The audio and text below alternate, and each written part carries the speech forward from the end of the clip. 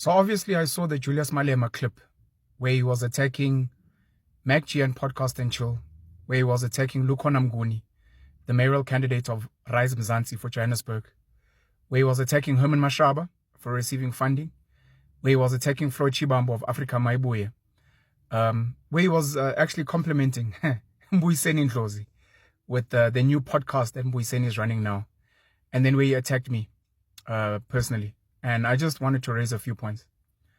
First and foremost, there's a lesson to be learned for me and for many of you out there. Social media is not a safe space. It's not a safe place. And please be very, very careful of the personal things that you share, because people will weaponize them when they feel like it. And my mistake, and I take accountability, has been sharing my struggles with accessing one of my kids, but at some point it was 3 of them. Luckily, the other 2 have been resolved. It was a 6-month thing, and it was sorted out. I spoke about, of course, and I went even on I think it was ENCA, to speak about the idea of withholding maintenance as a way to get a baby mama to ensure that you see your kids.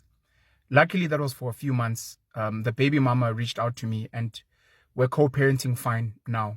Shout out to her for that. It's sad that I had to take that action for that to happen, but that's not important. What's important is me speaking about my children, me platforming my children, especially considering the brand that I am. There are many people that consider me controversial. There are many people that consider me crazy because I've got my own religion. There are people that don't like my political views, my views on things like marriage, my views on relationships and the like. And they full allowed. Julius Malema is no exception. He can criticize me as much as he wants. And I guess he ran with the headline, Penuel does not maintain his kids, which many other people run with, which is actually incorrect. I do maintain my children. I love my children very much. And I'm as present as practically can be in my children's lives, considering the dynamics of our geography, work, and just time as a human being. I wanted to clear that up very importantly. I do believe that when you are a public figure, whether a politician, whether a celebrity, whether a big business person, you need to watch how you move.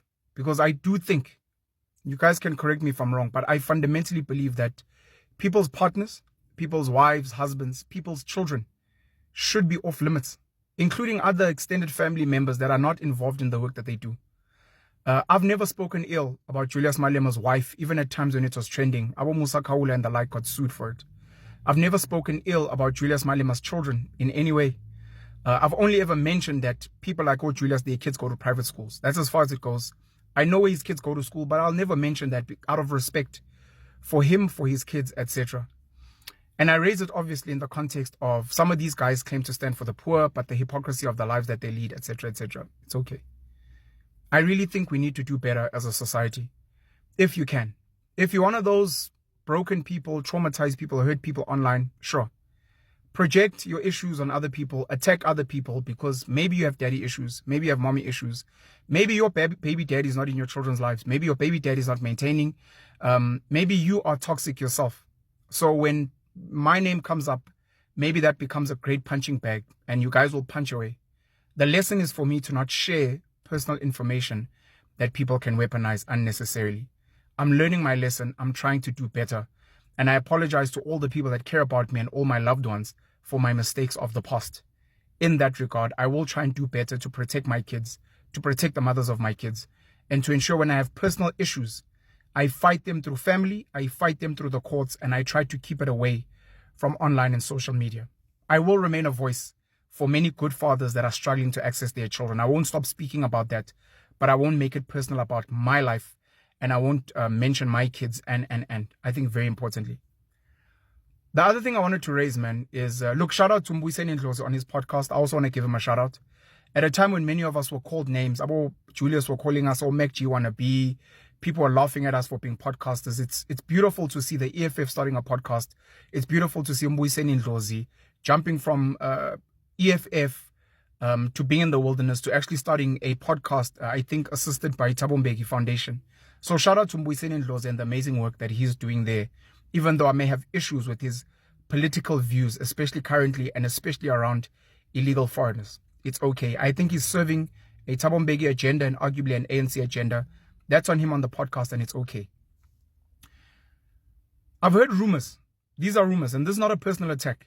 I saw comments of people saying Julius Malema or his brother owns something like a tavern or a lounge or something in Limpopo where alcohol is sold. So again, the issue of hypocrisy comes up. He went on Podcast and Chill and he gave MacG flowers for starting a podcast, for pushing business. Chillers punch grandeur. Of course, we've got an alcohol problem in this country. I personally hate alcohol, but I can respect people that are pushing a business and a hustle and that are inspiring many people out there. And it becomes dangerous to criticize Abo MacG for that, while maybe not criticizing your own people. And that's something that Julius needs to introspect on. I know he attacks people personally all the time, and he struggles when he gets personal attacks, to a point where recently he's loved suing people. He's suing people left, right, and center. Again, he needs to introspect and ask himself, what are these insecurities that make him want to sue people for sharing their views on stuff that is either public knowledge or that he's shared himself? And he needs to try and be better. I used to think Julius Malema would be president of South Africa. He'd be the future. I was wrong. I voted for the EFF at national level in 2019 because I wanted young people in parliament, and it was around the time the ANC Youth League had been disbanded. Those were people that I was supporting at the time, and I wanted them in parliament. So I voted for them. From there, I realized that the EFF, Julius Malema, and how they move is not in line with some of my beliefs and what I think is right. So I stopped. It's okay. The last point I want to make is this. Guys, we suffer from a black inferiority complex, including myself. I've questioned who funds or who's funded Batu, Drip. I even asked Likao Sehoana when I said to them. I believe I asked Theo Baloy when I said to him on the Hustlers Corner with DJ Spoo. Who funded you guys? This thing of you just built sneaker empires overnight out of the boot of a car. It didn't land well with me, but I realized it's black inferiority complex. Many times, Julius himself has asked, is Patrice Motsepe really a billionaire? Is Cyril Ramaphosa really a billionaire? Are these guys maybe fronts for white capital? Black inferiority complex. At a time, MacG as well assumed that Tribal Media House, Convo, the work I was doing on the Penuel show with Tebo Khokibine, must have been funded by Rob Hersov or someone else, because the quality of the visuals when we started was so phenomenal. It was like, there's no way black people can do this. And there's no way an overnight podcaster. This guy wasn't in media. We don't know this guy to own a business. To have such a world-class podcast that is so phenomenal. So the assumption becomes, I think this guy's funded. And then as soon as you see me with Rob Hersov, like, we knew it. The EFF and other political parties spend millions campaigning. They spend millions with posters and billboards. They spend millions advertising on radio and TV. They spend millions on buses. They spend millions on door-to-door and regalia and gazebos, and all the work that they put in costs a lot of money. Money that they have to fundraise and they get funded for. And to do that, Julius Malema and the EFF get maybe 1 million votes at national level. And they get just under 10% of the votes after investing a lot of money. Rise Mzansi would be funded, I think, 16 million by the Oppenheimers, if I'm not mistaken. Herman Mashaba and Action SA would be funded, I think, by Martin Marshall, as well, with a lot of money. So I can understand when you are traveling around the country, when you're traveling around the continent of Africa, when you're traveling overseas outside of the continent, and you hear people speaking about MacG, Penuel The Black Pen, Sizwe Mpofu Walsh, Dr. Sizwe Mpofu Walsh, Mighty Jamie, Lungelo KM, many other names in the podcasting space. And you hear rich people, and you hear rich white people speaking about us. You have to be like, there's no way with the millions that we spend to be seen that these guys are just making videos online using their phone or of making videos, and they can get so much reach. But it's possible.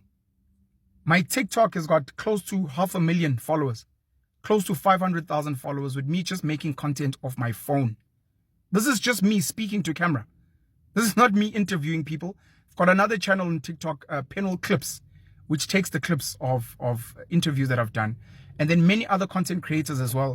They take the content and they chop it up and they make videos. Sorry that I'm sweating. I'm in a car and it's stuffy here. So I can understand that someone must be funding these guys. Also, when we speak against certain political views that you may have, the assumption is that we're funded. We're not funded. I have not received money from the DA to campaign for the DA, or from Action SA, or from Konto Esizwe, or the IFP, or Freedom Front Plus, or the Patriotic Alliance. Gaten McKenzie's never given me money, as much as he's a mate of mine. And if he did, I wouldn't mind, because I'd maybe be campaigning for something I used to believe in. If the EFF wanted to come on the podcast, they can come, and if they want to pay for production, that's amazing. We had Upo to Snawo Tambo that's come through, and I appreciate him coming through. Julius himself is free to come to the podcast. And one of the things I will raise with him is this thing of speaking about me and my kids and arguing that men like myself are the reason that children become criminals. There are so many men struggling with access to their kids. The reason kids are criminals, some of them even coming from two-parent households, is because of a toxic environment at home. It's because of socioeconomic factors. I'm a loving father. Anyone who knows me and has seen me with my children knows just how much I love them. And I don't need to prove it to anyone. I don't need the validation, especially of a politician. But I understand the black inferiority complex of thinking that someone must be funding us to become so popular. There's no one funding us. I think the danger will be the day maybe we get funded. Yeah, who knows? And the day maybe a podcast and chill actually decides to actually get serious in politics. Who knows? But I really hope that Julius will introspect, humble himself, and do better. There are many people that look up to Julius. I myself admire him in so many ways. What he's built with the EFF, the way he's been a family man, the way he's risen from nothing to become an amazing voice. He was our voice at the ANC Youth League when I was still pro-ANC. I've got such great respect for him. And it's sad when you have to lose respect for someone because they keep attacking people where it doesn't make sense. He could have attacked me for being associated with AfriForum, Rob Hersoff. He could call me crazy for having my own religion of Penuelism.